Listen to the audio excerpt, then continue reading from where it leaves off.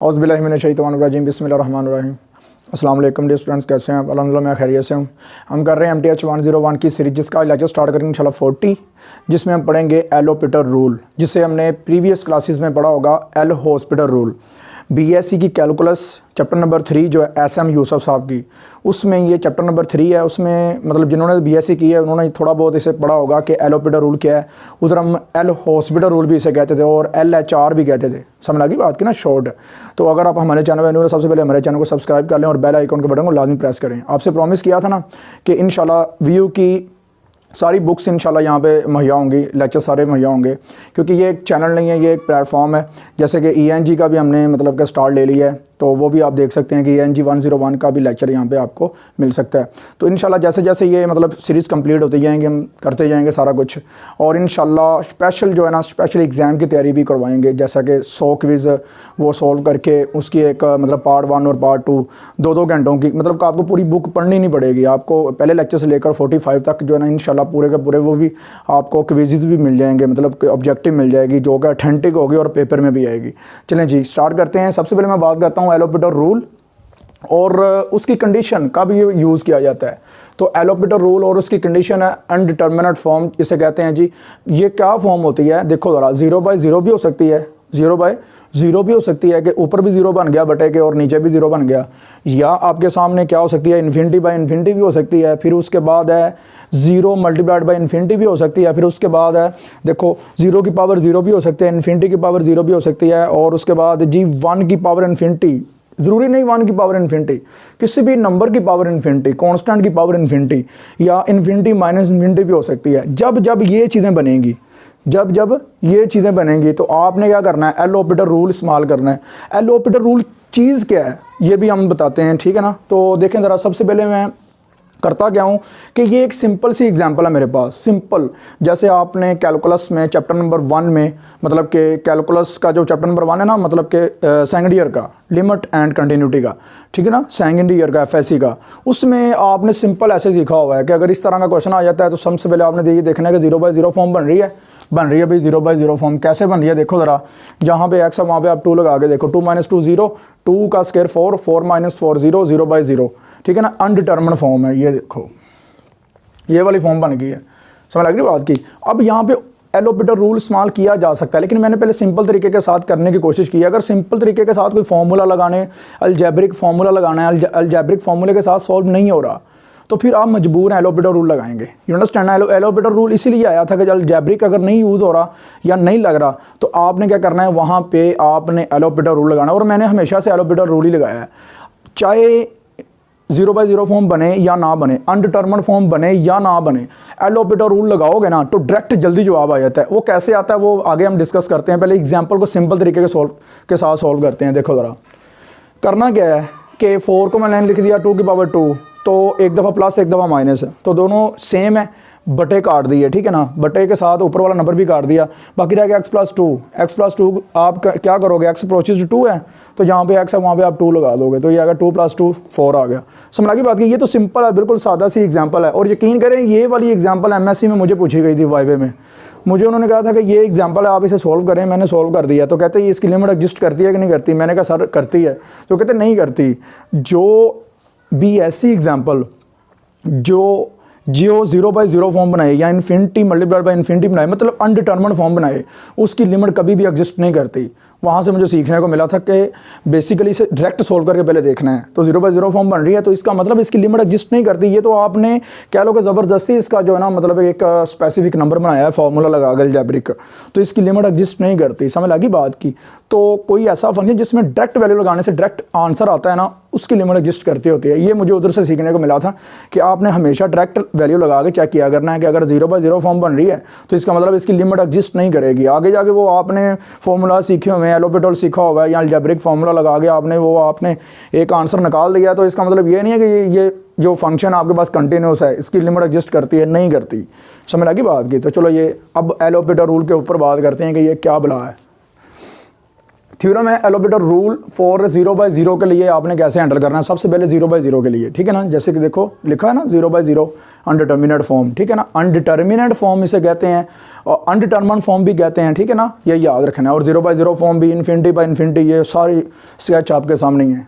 तो देखो ज़रा, एलोपिटर रूल फॉर 0/0 फॉर्म लेट कर लिया। मेरे पास क्वेश्चन कुछ इस तरह का है, लिमिट है F of X divided by G of X है, ये भी एक कोई एक पॉलिनोमियल है, नीचे ये भी एक पॉलिनोमियल कोई फंक्शन है, ऊपर भी फंक्शन है, नीचे भी फंक्शन है।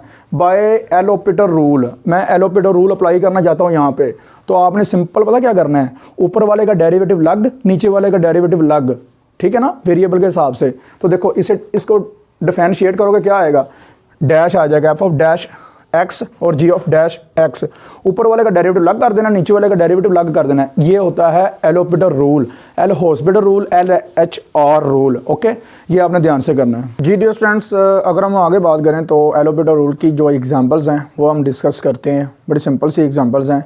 सबसे पहले 3 स्टेप्स हैं। सबसे पहले आपने क्या करना है, डायरेक्ट लिमिट लगा के देखना है। 0/0 फॉर्म बन रही है या इन्फिनिटी बाय इन्फिनिटी फॉर्म बन रही है, तो देन या 0/इन्फिनिटी, मतलब कि इस तरह की फॉर्म बन रही है तो अनडिटर्मिनेट फॉर्म में चली गई है। स्टेप 1 ये हो गया। स्टेप 2 में आपने क्या करना है, स्टेप 2 में आपने ये करना है कि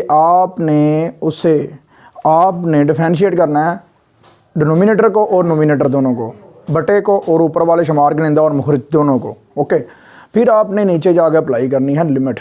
देन आपने फिर क्या करना है, अच्छा एक और बात है, फिर आपने लिमिट अप्लाई करनी है। अगर फिर आपका वो 0/0 आ रहा है, फिर दोबारा आपने अगेन एलोपिटर रूल लगाना है। ये भी याद रखना है। आपके PDF में इस तरह की कोई एग्जांपल आई तो नहीं है वैसे अभी तक, तो मुझे लगता है आएगी भी नहीं। तो याद रखिएगा कि 2 टाइम भी एलोपिटर रूल लग सकता है। ये BSc कैलकुलस SM यूसुफ साहब की है ये बुक, और उसमें चैप्टर नंबर है 3। ओके, चलो जी स्टार्ट करते हैं। एग्जाम्पल आपके पास वही प्रीवियस एग्जाम्पल है, इसका आंसर आया था 4। क्या आंसर आया था 4, डायरेक्ट हमने की थी ना, तो इसका आंसर 4 आया था अलजेब्रिक फार्मूला इस्तेमाल करके। मैंने पीछे अभी की है, ठीक है ना।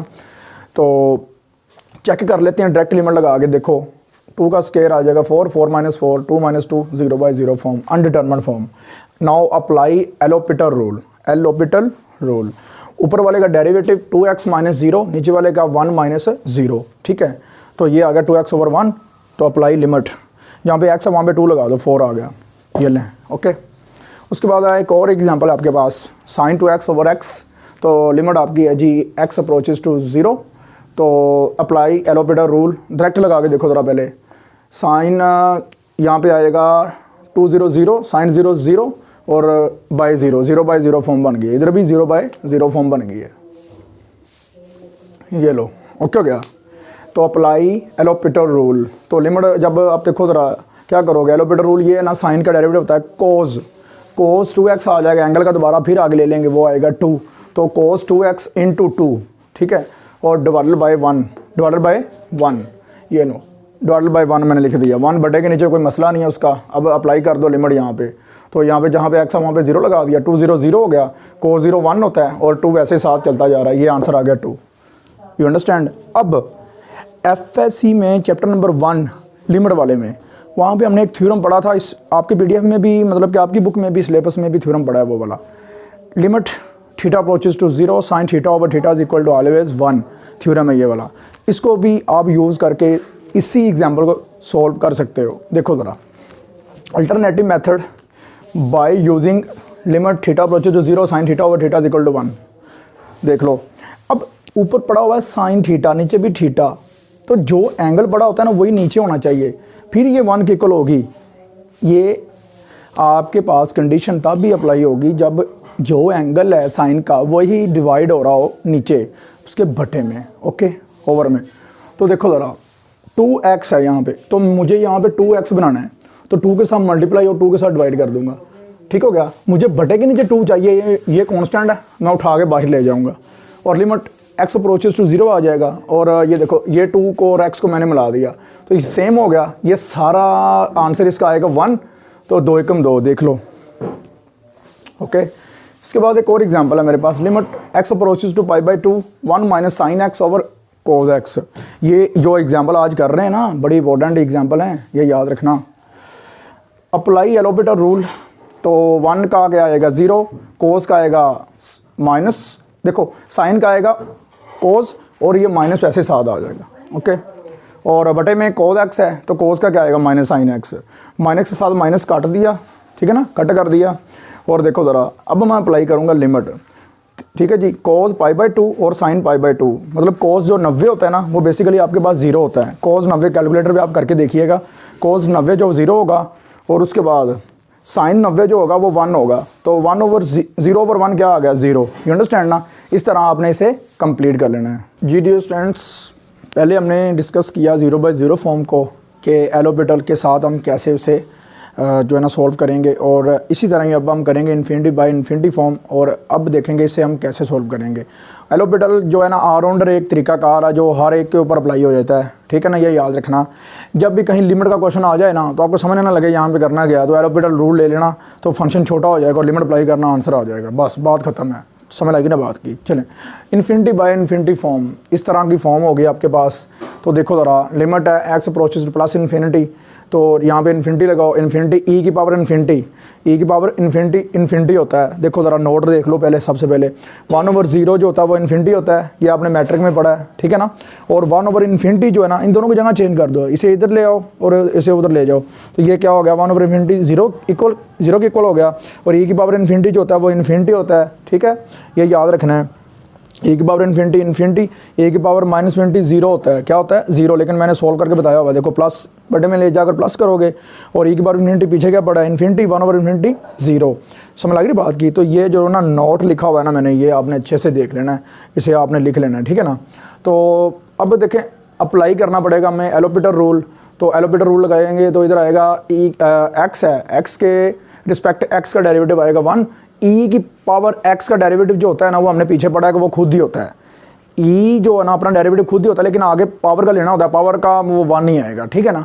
तो ई की पावर एक्स वैसे ही आ गई, अब अप्लाई करो लिमिट, तो क्या आएगा 1/ई की पावर इन्फिनिटी, एक्स की जगह पे लगाया ना इन्फिनिटी, तो 1/ई की पावर इन्फिनिटी, ई की पावर इन्फिनिटी क्या होता है इन्फिनिटी, 1/इन्फिनिटी 0, ये मैंने इधर बता दिया आपको। ओके, चलें आगे चलते हैं। लिमिट है एक्स है, ln x है, नेचुरल लॉग ऑफ x है, तो मैं क्या करता हूँ ये ना बटे में ले जाकर क्या करता हूँ कि 1/x लिख देता हूँ, कोई मसला तो नहीं ना, ठीक है ना। तो 1/x मैंने लिख दिया है। अब देखो 1/x मैंने लिख दिया है, तो ये पावर इसकी 1 है, मैं ऊपर ले जाकर इसकी पावर क्या कर देता हूँ -1। अब मैं लगाता हूँ यहाँ पे LHR, एलोपिटर रूल लगाता हूँ। तो एलोपिटर रूल लगाने का मतलब ये होगा कि ln x है तो इसका डेरिवेटिव क्या आएगा, नेचुरल लॉग ऑफ x का डेरिवेटिव आएगा 1/x, हमने पीछे पढ़ा हुआ है 1/x, और ये पावर रूल लगेगा, यहाँ पे पावर जाएगी शुरू में, पावर में एक कम होगा, तो ये बनेगा -x की पावर -2, -x की पावर -2, तो ये -2 को प्लस करना है, 1/x स्क्वायर आ जाएगा, ये 1/x है इधर ही रह जाएगा, ये 1/x स्क्वायर ऊपर जाके खड़बादी खा जाएगा, उल्ट जाएगा, ठीक है ना, बड़ा उल्ट जाएगा, तो क्या आएगा x के साथ x स्क्वायर कट जाएगा तो x बचेगा, और ये जो माइनस थी ना, ये वाली माइनस जिधर बची थी, किधर माइनस है ये वाली, ये माइनस मैंने इधर शुरू में निकाल दी, ठीक है ना, कोई मसला नहीं है। तो अब लिमिट अप्लाई करोगे, x अप्रोचेस टू 0 अप्लाई करोगे, तो x जहाँ पे 0 लगाओगे तो -0 क्या आएगा आपके पास 0 आ जाएगा। ओके, समझ लगी ना बात की। तो इस तरह ही आपने क्या करना है, नाउ फॉर्म नेक्स्ट है आपके पास, देखें 0 की पावर 0, इन्फिनिटी की पावर 0, 1 की power infinity, infinity minus infinity, इस तरह के टाइप के क्वेश्चंस आ गए हैं। तो देखो ज़रा सबसे पहले आपके पास फंक्शन कैसा होगा, limit x approaches to any constant f(x), उसकी पावर फंक्शन की पावर g(x). तो इसे सबसे पहले ये पूरे फंक्शन को आपने y लेट करना है, क्या लेट करना है y। अब एक बात याद रखिएगा, यहाँ पे वेरिएबल की पावर वेरिएबल आ गई, फंक्शन की पावर फंक्शन आ गया, वेरिएबल की पावर वेरिएबल जब भी आ जाए लिख लें, जब भी वेरिएबल की पावर वेरिएबल आएगी आपने नेचुरल लॉग लेना करना है, ln लेना करना है, समझ लगी बात की, ln लेके फिर आपने आगे जाके उसे सॉल्व करना है, ये याद रखिएगा। जब भी वेरिएबल की पावर वेरिएबल आ जाएगी आपने नेचुरल लॉग लेना करना है, क्या लेना करना है, नेचुरल लॉग, बार बार रिपीट कर रहा हूँ, ये आप लिख लें। ओके, इस तरह की एग्जाम्पल ज़्यादा आती हैं पेपर में, मोस्टली जो टिपिकल होती हैं और टेक्निकल होती हैं। जी डियर फॉलो, देखो ज़रा आपके पास एक छोटा सा प्रूव है, हम वो प्रूव करेंगे सबसे पहले, ठीक है ना। तो प्रूव क्या है आपके पास, limit x approaches to 0, 1 + x उसकी पावर 1/x और इक्वल टू e के बराबर आपने प्रूव करना है। फर्स्ट ऑफ ऑल आपने क्या करना है, जैसे कि मैंने पीछे बताया था, आपने ये सारे को लेट करना है y के इक्वल, y के इक्वल लेट करना है। फिर आपने क्या करना है, देखो पावर की, देखो वेरिएबल की पावर वेरिएबल की पावर जो है ना वो x आ गई है, x की पावर x, वेरिएबल की पावर वेरिएबल, ऐसे आप कंसेप्ट रख लो माइंड में। Taking ln on both side, दोनों साइड पे आपने नेचुरल लॉग लेना है, ln लेना है। और लॉग की प्रॉपर्टी ये होती है कि उसकी जो पावर होती है वो स्टार्ट में चली जाती है। वो कहाँ चली जाती है? स्टार्ट में चली जाती है। तो ये पावर जो है वो स्टार्ट में चली जाएगी। कहाँ चली जाएगी? स्टार्ट में, ठीक है ना। तो पावर गई चली स्टार्ट में, तो आ गया 1/x और ये ln 1 + x वैसे ही आ गया। अब आपने अप्लाई करना है लिमिट को, x अप्रोचेस टू 0 जो उसने खुद दी हुई है, ठीक है ना। तो लिमिट आपने अप्लाई कर दी, x approaches to 0, x approaches to 0 on both side.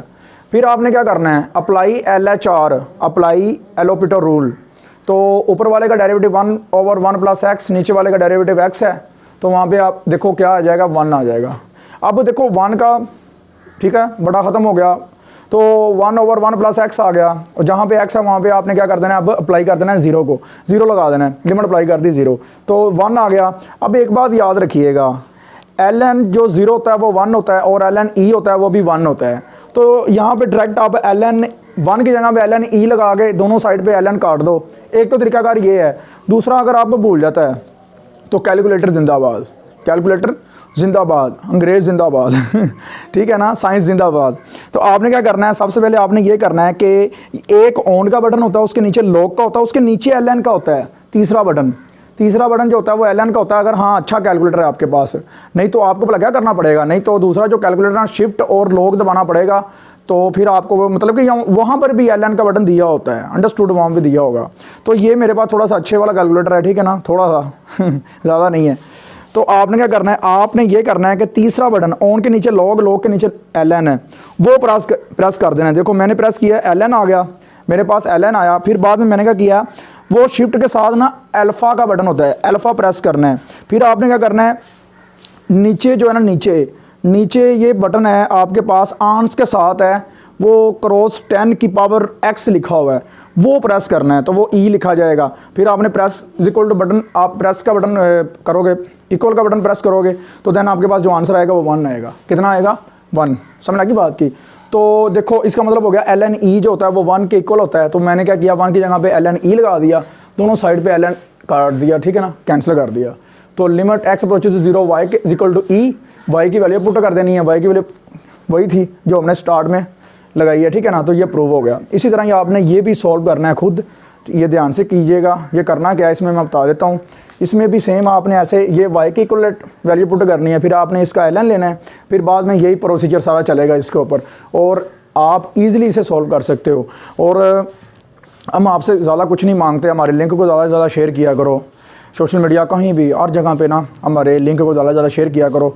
मैं ये भी नहीं कहता हमारे लिंक को शेयर करो, मैं सीधी सी बात कहूँ, मैं यही कहता हूँ कि बस हमें थोड़ा सा सपोर्ट करो कि अपने जो जूनियर्स हैं ना उनको बताओ कि यहाँ से आप लेक्चर्स लो, ठीक है ना। अपने कैंपस में जो है ना एक ग्रुप में बैठ के स्टडी किया करो, और कमेंट सेक्शन में लाजमी मुझे बताया करो कि किस चीज़ की आपको समझ नहीं लग रही, क्योंकि मैं सारे कमेंट पढ़ता हूँ, कमेंट के आंसर जो ना, मतलब हर एक कमेंट का आंसर देता हूँ, समझ लगी बात की। और जब भी नमाज़ पढ़ो, जब भी जुम्मे की नमाज़ पढ़ो, जब भी कहीं आप जाओ, जहाँ भी कहीं दुआ का वक़्त आता है तो मेरे लिए दुआ लाजमी किया करो। मेरा नाम लेकर, मेरी टीम का नाम लेकर, हमारे चैनल का नाम लेकर लाजमी दुआ किया करो। हमें दुआओं में लाजमी याद रखा करो, क्योंकि आपके भाई को दुआओं की बड़ी ज़्यादा ज़रूरत है। क्योंकि मैं कोई हाई फाई बंदा नहीं हूँ, मैं भी आप में से हूँ, तो मुझे सिर्फ दुआओं की ज़रूरत है और किसी चीज़ की ज़रूरत नहीं है। तो मैं तो एक ही रिक्वेस्ट करूँगा कि लाजमी हमें दुआओं में याद रखा करें और अपनी स्टडी के ऊपर फुल फोकस किया करें, क्योंकि आपके वालिदैन को आपके ऊपर बड़े ज़्यादा जो है ना तवक्कुआत हैं कि आप उनके लिए कुछ करेंगे, ठीक है ना। उनके लिए क्या कुछ करना है, आपने अपनी ज़िंदगी को सेटल करना है, ये भी मैं क्लियर कर दूँ। उनके लिए क्या करना आपने, उनकी ज़िंदगी तो गुजर गई बस, अब आपने ही अपने पाँव पे खड़े होना है। ध्यान से स्टडी किया करें, फोकस करके स्टडी किया करें। बस एक बात याद रखिएगा, मैं जब भी एग्ज़ाम आते थे ना, मैं अपनी बात कर रहा हूँ, तो मैं 2 मंथ भी अच्छा पढ़ लेता था, टका के जिसे कहते हैं पंजाबी में, टका के पढ़ लेता था ना, तो मैं पास हो जाया करता था। इसलिए मैं कहता हूँ कि आप 5-6 मंथ टका के पढ़ेंगे तो आपके नंबर भी अच्छे आ जाएंगे, CGPA भी अच्छा बन जाएगा। यू अंडरस्टैंड ना। दुआओं में ज़्यादा से ज़्यादा याद रखो भाई को, भाई की टीम को, ठीक है, और ज़्यादा से ज़्यादा अपनी फोकस करो अपनी मेहनत के ऊपर, अपनी स्टडी के ऊपर। अल्लाह हाफिज़।